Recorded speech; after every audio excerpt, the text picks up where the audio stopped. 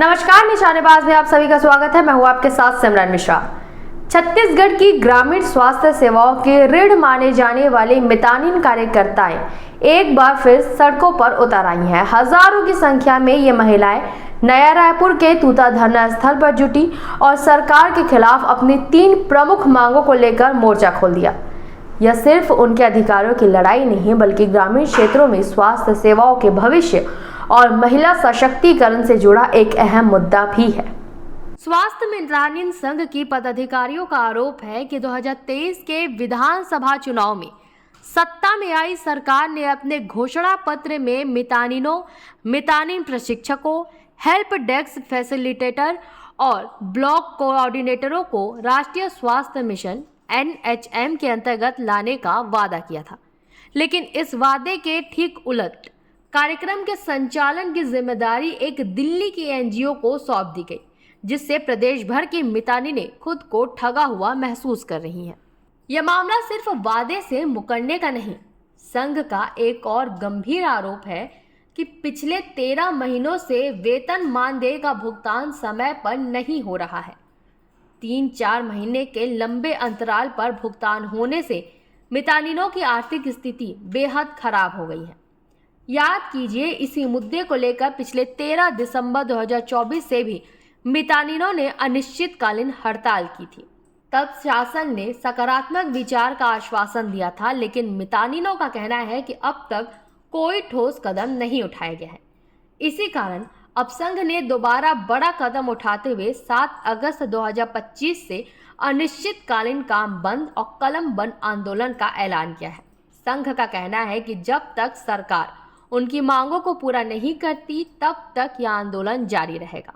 आइए अब विस्तार से जानते हैं कि स्वास्थ्य मितानिन संघ की प्रमुख मांगे क्या है जिन पर वे अडिग है। NHM के संविलियन का वादा पूरा हो।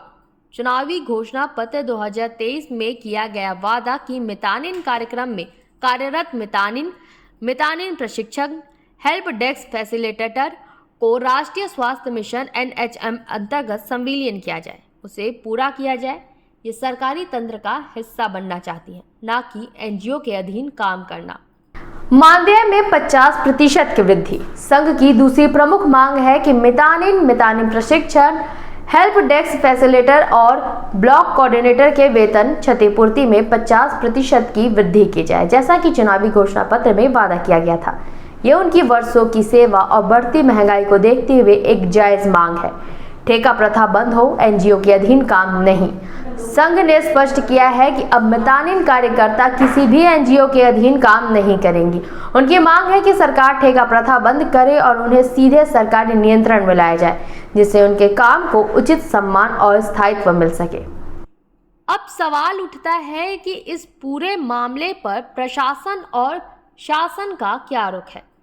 पिछली हड़ताल के दौरान सरकार ने सकारात्मक विचार का आश्वासन दिया था, लेकिन मितानिनों का कहना है कि ठोस कार्रवाई नहीं हुई है।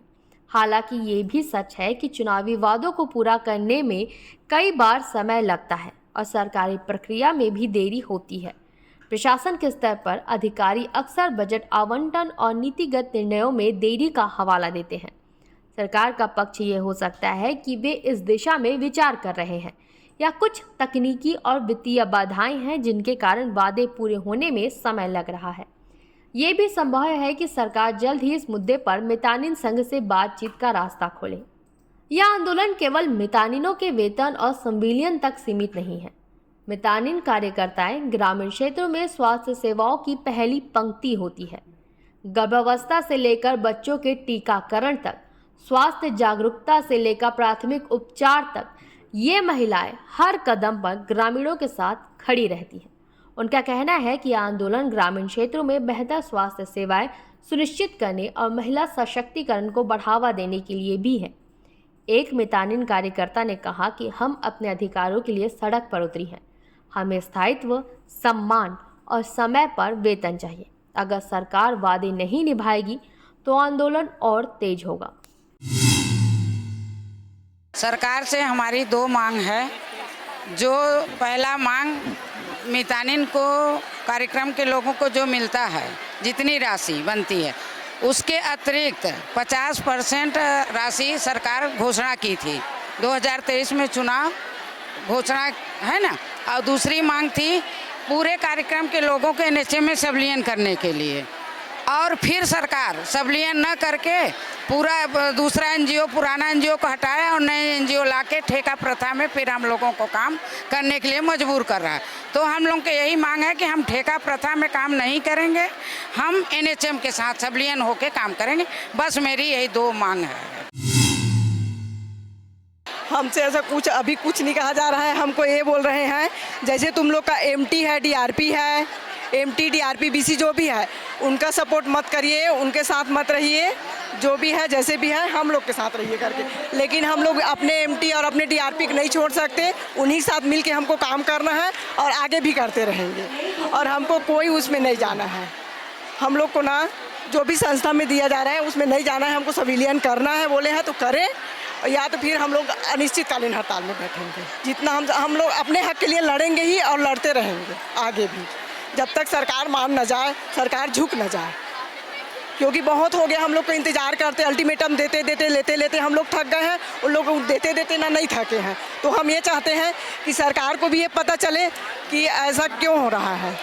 ठीक है, उनको भी पता चलना चाहिए कि 4 मितानिन इधर हम लोग किसी के साथ नहीं है। हम अपने एमटी, डीआरपी, बीसी जितने भी हैं उनके साथ है। ये जो दीदी अध्यक्ष ये सब हम लोग के साथ है। तो हम सब का एकता ही हम लोग को जिता पाएगा। बाकी दूसरे कहने से हम लोग कुछ नहीं होता। हमको आशा कुछ भी बोले, चाहे हमारे एमटी डीआरपी ये कर रहा है वो कर रहा है बोले, लेकिन ये हमारी एमटी है, ये डीआरपी है। मान लो जाए इनको बोलेंगे ऑफिस में पूछ रही हूँ आप किस पत्रकारिता से आए हो, कौन सी न्यूज़ चैनल से हो करके, क्या बोलोगे आप बोलोगे ना कि जिसमें से हो करके, है ना। तो वैसे ही ना इन लोग जाते हैं तो मितानिन कार्यक्रम से है करके ही बोलेंगे ना कि मितानिन है बोलते हैं। तो अपना पद बताते हैं तो मितानिन ही बोलते हैं। तो बेचारी लोग को इन लोग को बोलते हैं हम लोग का नाम का प्रयोग करती है करके, हम लोग का नाम प्रयोग करती है करके, लेकिन इन लोग हमारा नाम प्रयोग नहीं करते हैं। हमारा नाम हमारे पद में बड़े हैं हमसे। ठीक है, तो हम यही बताना चाहते हैं कि हमको कोई भड़काए, कुछ भी करे, हम लोग नहीं मानेंगे। हम लोग सब एक साथ रहेंगे, हम अपने संघ के साथ हैं।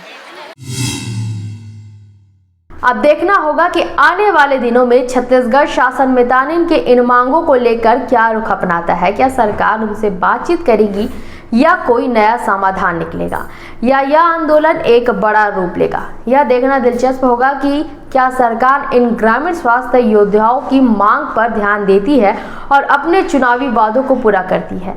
यह केवल मितानिनों का भविष्य नहीं बल्कि छत्तीसगढ़ के ग्रामीण स्वास्थ्य का भविष्य भी तय करेगा। इस पूरे घटनाक्रम पर हम लगातार अपनी नजर बनाए हुए हैं। तब तक के लिए बने रहे निशानेबाज के साथ। नमस्कार।